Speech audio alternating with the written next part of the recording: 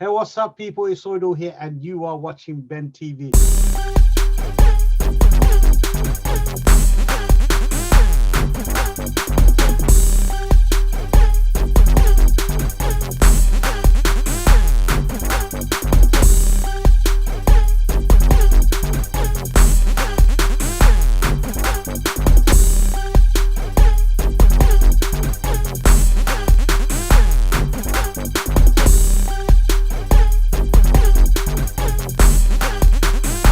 Today, I am super duper excited because I have someone so special. He's a lawyer, he's a mediator, and he's also a transformational coach. He also has written a book called My Marriage Rocks. Come on, people, rock on here. My Marriage Rocks, right? So what he's going to do today, we're going to talk about how his journey became from a lawyer. Today, he's going to introduce himself. He's a very good lawyer as well, and he's going to talk about his journey, and he's going to share some of the stuff that he came across in terms of how he the idea came to write his books and so forth, and what really prompted him to become an entrepreneur. So without further ado, can you hear me? Yes. Assalamu alaikum. How are you? Wa alaikum salam. So would you like Good to stuff. introduce yourself? No. Well, Oh, firstly, obviously, thank you for having me on your program. It's an honor, pleasure. A little bit about me. I'm a lawyer, like you said. I've been a lawyer now maybe the best part of 16, 17 years. I am also a trained mediator, so I've been doing that for about 10 plus years now as well. And there's been a kind of a gradual kind of delving into the whole transformational leadership, transformational kind of coaching arena. And I've been doing that now for about good 5, 6 years now. So that's a little bit about my professional kind of life. In terms of personal life, I'm 40 years old. I'm married and I have 5 kids. mashallah, very good. Alhamdulillah. So very busy home, especially during the lockdown. That's it. I can imagine. I can imagine with all the kids running around. Yeah. Are you doing the cooking? Definitely. Are you helping out with the cooking? You know what? I have to be honest, my cooking skills have actually improved during the lockdown because it's Mm. once in a while you have to give the wife a little break and then just put on the apron and do what you need to do. So alhamdulillah, it's been going well. Other alternatives like becoming a transformational coach. What was the motivation behind, the reason behind you deciding to do that? So, in terms of practicing law, like I said, I've been doing that since sort of like 2003. So it's almost coming to like 17, 18 years now. And, you come across different areas of law, you come across clients suffering from different issues, and you sort of realize, especially with the whole, when I talk about transformation coaching and the different aspect. The kind of area that I'm sort of focusing on currently is the marriage space, and the way that kind of evolved is during my work as a mediator. In see, mediation is you sort of step in when a couple have decided to get divorced, but they don't want to go through the courts, and you help them split their assets and sort out their children and custody and all of that stuff, but you just don't go through the court. And what I realized whilst doing mediation is that there's a lot of marriages there that if I was to get to them maybe like one step or two step before, those marriages possibly could be saved rather than me stepping in to say, okay, here you go, you take the house, you take the car, you take this, you take that, you take half a child, you take half a child, right? I thought if I can get there beforehand, a step before, and try and help them overcome those challenges that they're facing in their marriage, then that would be a lot more satisfying for me uh, than how sort of normal mediation works in the UK. So that's how the whole kind of marriage mediation or marriage coaching aspect basically came about. Awesome. I think so. About 10 years now, you've got experience of mediation. Did you say? Yeah, so yeah, around 10 years of mediation That's a experience. lot of experience here. So you've seen a lot of some of the issues people are facing. I mean, going through a divorce is not really good at all. I mean, it's really stressful. So you Yeah, you sort of through that 10 years, you found that if you can step in about two steps before what was happening, you can do something and do a proper mediation rather than taking half a child and the whole child and that's the it. whole couple. Basically, step stepping in before they've committed to getting a divorce. You know, okay, they're having problems, but they haven't thrown in the towel. So if you can get to them at that point, maybe you can help them maneuver away from the challenges, or no, you don't have to maneuver away from the challenges, because challenges actually grow you as a person, right? The more challenges you go through, but it's just about learning how to overcome those challenges and still be on that track. So yeah, that's where that came about from. So from that experience, you is that where the idea came from? My Marriage Rocks. Is that where the idea came from? Is that one? Yeah. So yeah, that is. I mean, the whole idea. So where the whole idea about My Marriage Rocks. Now, My Marriage Rocks is obviously. I'll discuss a little bit about the book that I wrote. But it's also the kind of coaching service is called My Marriage Rocks for that particular marriage aspect as well. But the way the where that actually came from was when people are in trouble, the first thing they say is, "Oh, my marriage is on the rocks." You know, it's on the rocks. So I thought, wait a minute, why couldn't you kind of play on the words? Because sometimes when you play on the words, you play on people's mindset as well. Because when you say to somebody, "My marriage is on the rocks," as opposed to "My marriage rocks," it's two different thinking, right? You say to somebody, "My marriage rocks." That's like, wow, okay, tell me more about it. How do I, how can I also have a marriage that is like that, right? Yeah. And so that was the whole idea. And I mean, I'll just very briefly, I'll just show. This is basically the book, and so it kind of says, "My marriage is on the rock," with like a line crossing out "is on there." So it's almost like a transformational thing. How you go from having a marriage which is facing difficulties and getting to a state where you're working through those difficulties as a couple, as a unit, as a team. Yeah, so I like the idea that My Marriage Rocks. I mean, rather than having a negative saying to it, it's more positive, isn't it? Why not look at it like this? Yeah, that's it. And look at what Yeah. what the real issues are. So Correct. the book, so that's from your mediation.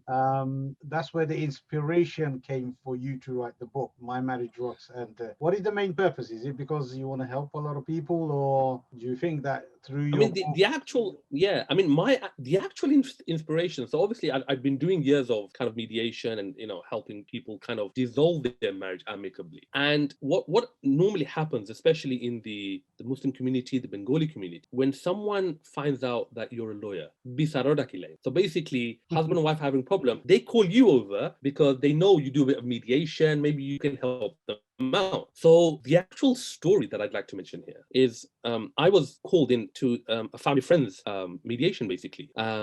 And it was actually the mother that called me over for her child's marital issues. And as I sat there, because I sat there with the couple, and I know the couple, so I sat there with the couple, and I could hear they had two kids at that time. A third one had just been born, so I could hear the kids in the other room playing. And I thought to myself, what a strange feeling that we're sitting here discussing about issues, yet the kids have no idea what's going on. Yeah, There's two kids who are very young. Sorry? the angel. No, they are, but they had no idea. They're going through everything, and I thought, you know what? There's marriages that sometimes divorce is probably a blessing for that marriage because it goes through all sorts of issues, and maybe there's violence involved or other things as well, right? But there are so many marriages that almost end up in divorce, which seems like in a whim. These are divorces that can be saved, can be worked on, and this was one of those marriages. And obviously, I had a few sessions with them, and alhamdulillah, this was this was probably about 7-8 years ago, and they're still married. And I think that was that kind of, when you say people have this aha moment, like that epiphany, like okay, you know what, this is probably that kind of feeling, that feeling of satisfaction, where you're able to have that kind of impact on somebody. I think that was what really made me think, you know what, if I was to there must be hundreds, if not more, thousands of people who are in a similar situation. I'm not saying I need to get to all 1,000 people or however many there are, but even a small fraction. And if you're able to just save that marriage and then, save the futures of those children, for example, the effects it has on children, affects the all-round effect that it has. If I'm just able to do a small portion of that, I think that was really what made me go into this whole My Marriage Rocks and the whole marriage coaching. So that was your aha moment. I think excellent. That was my aha. At that moment, isn't it? I think what you said is so important. People need to understand. Sometimes the biggest victims are the kids, that because they don't know what is happening, and we adults, we don't even sometimes think about the kids when we make some decision when it comes when it comes to marriage, having a divorce and all this stuff. As you said, some divorces is a blessing, and some you can work on and you can make some sacrifices, which is wonderful. You help this couple. I'm sure they're loving you, and you go into the house. A lot of Alhamdulillah. curries for you, yeah. Yeah. Alhamdulillah. Um, Alhamdulillah. so from this aha moment you came across, and you thought, okay, there's something that I can do based on my skills and the knowledge that I have. I can help a lot of people. What would you say? I mean, who is your ideal client? Who do you know who your ideal client is in terms of your who's going to read this book? I mean, there's a lot of divorcees. There's a lot of marriages are on the rocks, or going through a lot of difficulties, unfortunately, because and plus the unprecedented times that we're living in and what's happening now is not helping as well. I mean, who is your ideal customers? Who would benefit from this book? Yeah, I mean, my ideal customer, I would say, would be those people who are successful in business, so entrepreneurs or successful business people, but unhappy or unsuccessful in love, in marriage. Because what happens is, the link between marriage and money or business is very sensitive. A lot of people, they spend a lot of time on their business to make it a success, but that comes at a sacrifice of, in their marriage, say, for example. Whilst there's others who perhaps don't spend enough time in getting an income, in trying to look after their family, and then that has a different impact because money problems is, I would say, one of the top three divorce reasons in the UK, probably around the world as well. Together with domestic violence and perhaps infidelity, money problems is a huge issue. So it's almost, there's a lot of people who commit to one or the other. So it's about, I guess, helping that group of people who know how to be successful, say, for example, in business. They know how to be successful. They just need to kind of replicate that into their married life as well. So, I mean, I think that's so true. Sometimes entrepreneurs, it's the balance between work-life balance and your personal relationship. And sometimes when you really sort of get into what you're doing, you tend to be so busy with what you're doing, whether you're doing it from home or from somewhere else, you kind of neglect the family aspect of it. So spending time with your wife, spending time with your children. What tips would you give to someone like me? Say I'm busy, all I'm saying is I just want to do my stuff and 24/7, that I'm too busy. I want to do interviews, I want to do funnels, I want to make a website, the next advertisement, next software. What advice would you give someone like me to take it easy? I mean, what tips would you share? Yeah, I mean, there's different angles that I guess we can even tackle this problem. The most kind of basic reply that I would like to say is that remember that family comes first. Family comes first. Your married life, your children, they always come first. And I guess from a purely just an emotional angle, if I was to come here, then I would say if you or me, if we look at our progress or our transformation in our businesses, and we've seen it transform, we've seen it progress, but at the same time we realize that we probably missed so many golden moments with our children. We probably, they were growing up and now they're probably too old to want to share that moment with us, right? They're probably in, some of our kids may be teenagers, and we know when they get to that age, it's very difficult to then communicate with them, right? So it's about having that balance, that I think having that realization of that there are many important aspects in a person's life. A business is one part, but it's not the be all and end all. And I think it's about giving sufficient time for your children, because look, once they grow up, like this is coming from a purely emotional angle, but once they grow up, that you lose that connection. If you are able to strengthen that connection whilst they're young, if you're with them all the time, when kids are young, when they need something, they always come and ask you. A lot of the times, us business people, right, or entrepreneurs, or whatever the term you want to call it, when the children come to us, we almost shun them away. We're too busy. Ask your mum. And what that actually does is that it creates that thought process in the child that if I need anything, I can't really go to my dad anymore because he's not there to really fulfill that, whether it's an emotional need, whether it's a financial need, and he will only tell me to go to my mum. So you know what, rather than take that diversion, I'd rather just go straight to my mum. And then you end up losing that connection with the child. But at the same time, what I would say is that a lot of us, when we start a business or we're looking to grow it, a lot of us may be we're not involving our spouse into our business. And what I mean by that is they don't have to be actively involved, but they should know what's going on. Like if I need an extra 2 hours a day to work on my business, but my wife can't understand why, then I think it's my responsibility to make her understand why it is, so that she understands the importance of it as well. And likewise, she may have a need that I need to understand.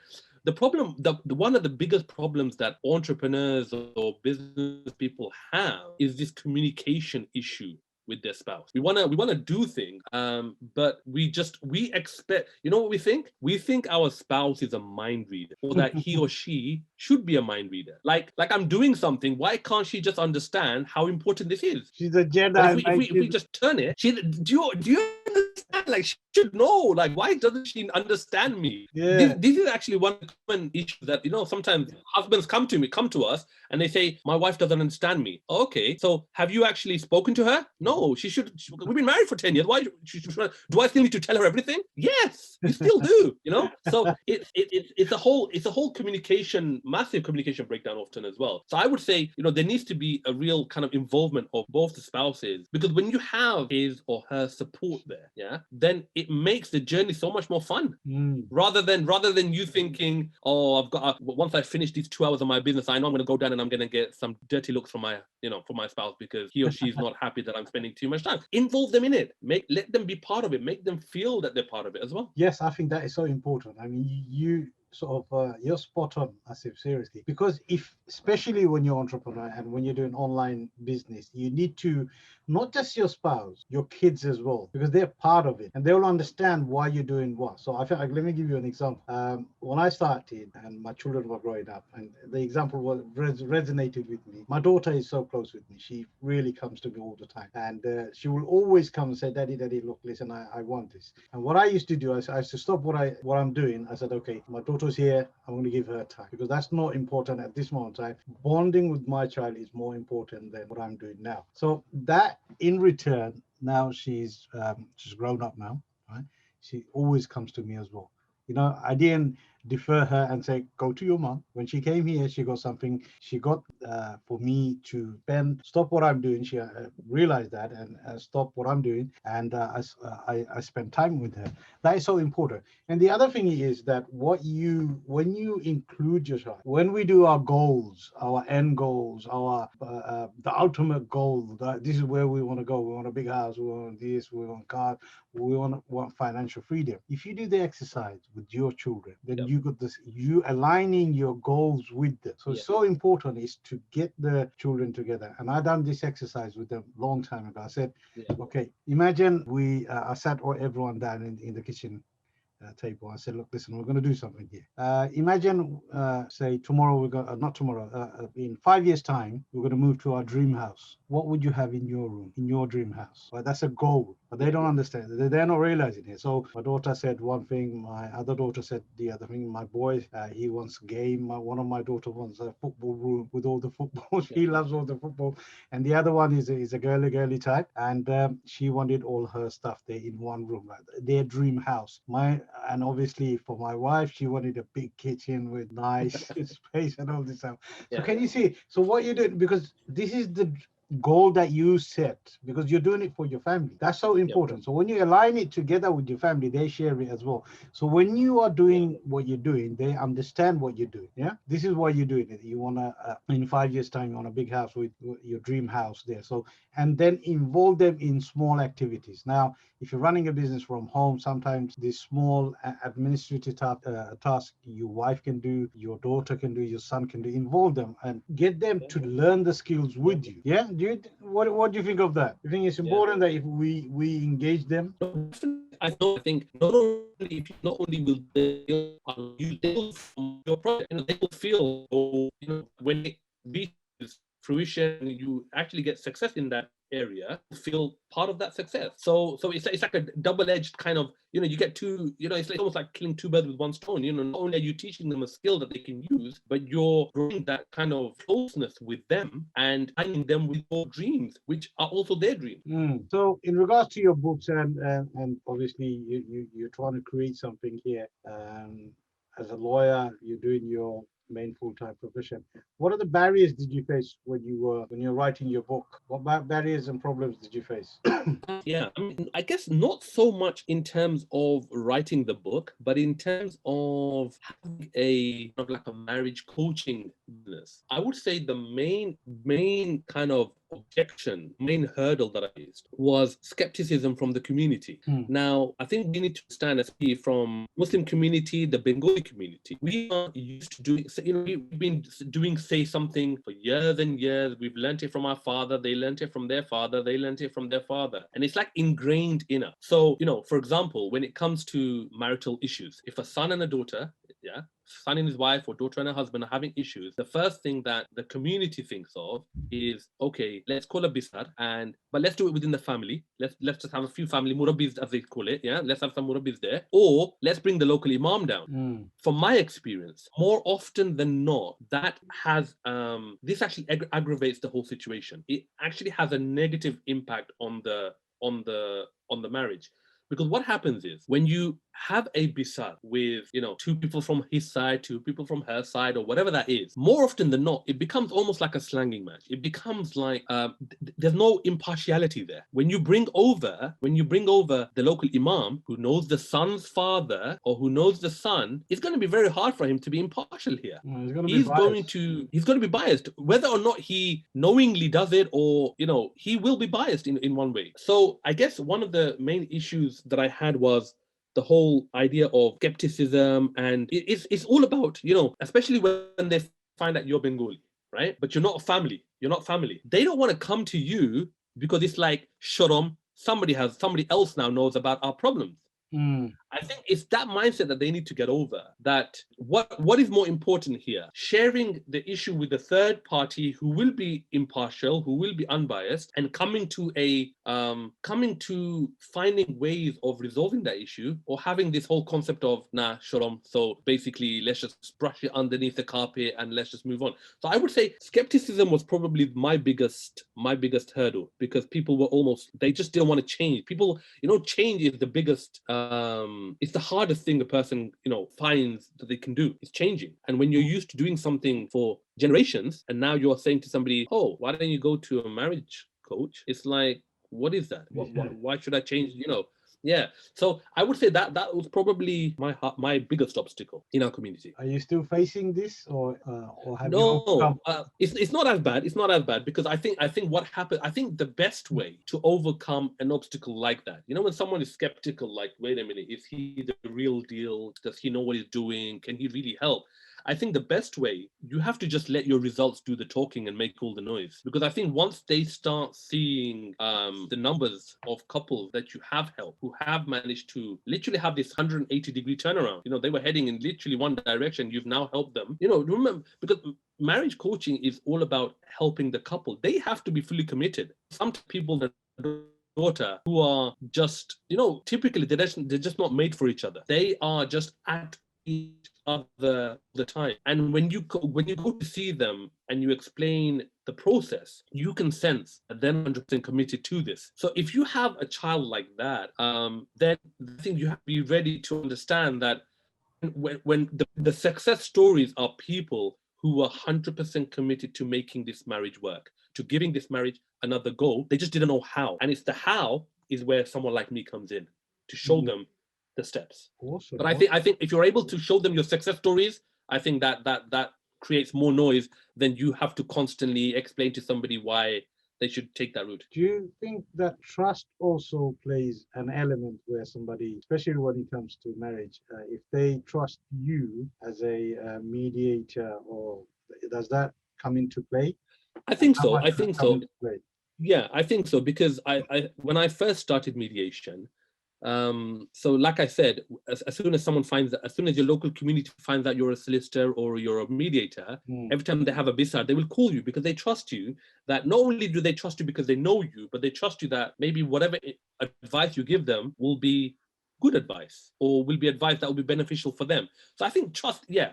So if obviously if they're coming to somebody that they don't know, you have to, me as the mediator or whoever is in that position, I guess we need to build that trust with that couple, to make them believe that you're on their side. Because the mediator isn't there to do bisa. He's not there to say, okay, you're right, you're wrong. No, it's about, okay, you're going through issues. Let's see how we navigate away from that together. Yeah, how can we resolve it together? Together, it's a team effort, of course. I mean, do you find sometimes people are not ready to make the sacrifice? Sometimes because it's an ego thing, isn't it? It is. I'm not going to be honest. Yes, a lot of the times we have. I mean, I would say even a lot of people who are, like I said, business people, entrepreneurs. One of the main concerns that I have with entrepreneurs is that they feel that they don't want to make any more effort because, I go to work or I'm running my business so that I can put food on the table, so I can provide a good house, housing facility for my children, for my wife. And my wife just doesn't understand that. Do you know what? I can't be asked with her anymore. This is often the kind of mindset that we come across with people who are entrepreneurs or business minded, that they feel that they've done all this and they've just not been appreciated, and they don't want to feel, and there's an ego element there, because they don't want to feel like they're having to back down even more to then give in even more. But what they don't realize is that in a marriage, there is no winning and losing. Like as individuals, right? You either win together or you lose together. If you get a divorce, you haven't got a winner and a loser there. You've both lost. So I think it's about kind of creating that mindset into people that having a happy marriage, having a fulfilling marriage is actually a win-win for both of us. And if we were to not work on our marriage and let it just wither away, then it's a lose-lose for both of us as well. I think it's about creating that kind of understanding with people, because sometimes, yes, of course, ego does play a part. Like, oh, I don't want to, I don't want my wife's family to think like, oh, look at him, look, he, she put the pressure on and he's given in, or likewise, or alternatively the other way as well. So I think ego definitely plays a part. But ego, and this is actually a concept that we discuss in our marriage course as well, is a concept called from ego to ego. And it's all about transforming yourself from that point, from that position where you're only thinking about yourself, which is the ego, to ego, because that's where success actually is. Did you say wego? Is that ego we go? So from ego to ego. I like that. We go, yeah. Ego to ego. That's nice. Quite catchy. Yeah. Ego to ego. Yeah, exactly. But that's where people need to realize that success is in the team. Success is in doing something as a team. I could, if I was to be a super successful entrepreneur, yeah, and that really kind of uplifts my ego, makes me feel like the greatest guy alive. But actually, in the background, my marriage has fallen apart. My kids don't speak to me. When I go home, okay, I might put a show in front of people that I'm highly successful. But when I go home and I'm sleeping in an empty bed, in an empty house, I think reality won't take long for reality to sink in. So I think it's all about letting go of that ego and really understanding that you can be successful in business, but it doesn't have to come at the expense of anything else.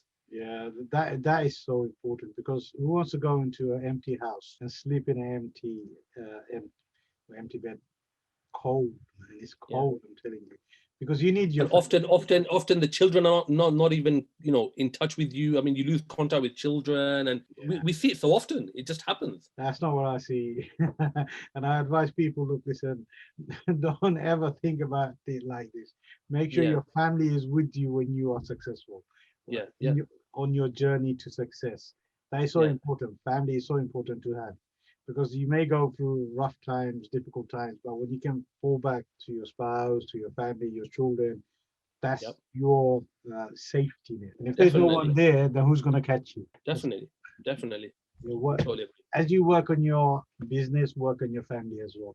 Yeah. And they can go hand in hand. They should go hand in hand. Yeah. And like what Asif said, from ego, we go. Yeah, exactly. From ego to ego. Yeah. That's it. So, okay, excellent. I mean, how many is it a hard copy book or is it digital version? Your book? No, so it's both. It's both. So this is the hard copy version, and it's all available from Amazon. And the ebook, the soft version, is also available on Amazon as well. I think sometimes, I mean, for example, someone like myself, I prefer a hard book. I prefer to actually read through the pages and flick it. Sometimes people prefer the whole, Amazon Kindle and the ebook version. So that was the reason for creating both the options, basically. Mm. I was quite into Kindle. There was a time where I just read Kindle on Kindle. Then I got fed up because I missed the feeling of It's the feeling of the pages. Yeah, I know. I feel that as well. and that smell. I don't know about you, the smell of the book, the new on the book is published, and that smell. I just Yeah. yeah, it's convenient. But we should use both because we got Yeah. Of course. yeah, we should take advantage of it. Of course, it's Well, convenient what to I have. do is for your book, when I finish recording, once we done that, and I'll put a link to your book on Amazon, so No problem. people can buy it. And what if people wanted to buy? How would they contact? So so there are obviously contact details in the book, but so I guess I'll give a little sort of introduction about what the big picture. So My Marriage Rocks is I guess one aspect of personal development that we're kind of working on. So as I said, with the whole transformation coaching thing, we're trying to sort of focus on two main areas of a person's life. One is leadership. So in terms of focusing on leading, whether that's leading generally, whether that's leading in a business, leading an organization, but focusing on leadership. And the second aspect is basically personal development. And I guess it was just, due to high request that the first aspect that we decided to focus on was marriage, because one thing I realized during the whole kind of mediation process that I went through is that, a happy marriage equals a happy life. Mm. And an unhappy marriage ultimately just leads to an unhappy life. So we try to we decide on the marriage aspect first. In terms of people getting in contact with me, I can leave, I guess, when you promote or when you put up the link for the book, I can let you have my contact details there where you can put that up as well if people need to get in contact with us. Like I said, we've got, I'm just in the process of releasing an online course, but it's not just an online course, it comes with coaching as well. So it's like there's self-study together with coaching from myself as well. So that should be up and running very shortly. So, but I'll give you all the details there where you can share it with you. I mean, for the coaching, is it for just marriage or? So at the moment, it's no. So we can offer personal development coaching, the whole thing. We can also offer leadership coaching, but at the moment, together with the kind of the book, I have created specifically an online course which couples up with the coaching that I offer in the marriage field as well. Yes. Excellent. That is so that'll be really good because it will help people who don't really want to do any face-to-face thing, but they want to go online and go through some training. Yeah. So even the coaching, of course, and even the coaching at the moment, I guess a lot of it was brought about because of the pandemic that we're in at the moment. But a lot of the the coaching that we do at the moment is all over Skype or Zoom or or sometimes people, they don't want to have that face to face, but they just want to speak on the phone. So we offer that option as well. So yeah, it's awesome, Asif. I mean, wow, that is actually it's quite rewarding. These kind of work, what you're doing, especially getting two people together without having to go through divorce and all this stuff. This is quite rewarding, and it's quite stressful as well at the same time, isn't it? It is. I think you have to, as a coach or as a mediator, you have to learn to not kind of get emotionally kind of attached, because it can have that impact on you as well, where you start feeling very low, your energy levels are drained because of the issues that they go through. So yeah, definitely it can be. So last thing that I have in mind is, what is the one thing that you would like to share that will benefit people out there? I guess just a couple of pointers there. The first thing I would say, everyone out there has a particular gift. Sometimes people don't realize they have that gift until they have that aha moment and they realize, wow, I can do this. But when you have that gift, you will face challenges. Like I said, I face skepticism, etc., etc. You will face challenges, but I think one thing we need to just realize is that you need to be, persistency is the key. So be persistent in your efforts, and I think realize that nothing good comes without obstacles, right? Nothing good will come without you. And to be honest, you end up learning more from challenges than if you face no challenges at all, because how would you know what areas you can improve on or where you're going wrong, for example? So challenges actually help you grow as a person.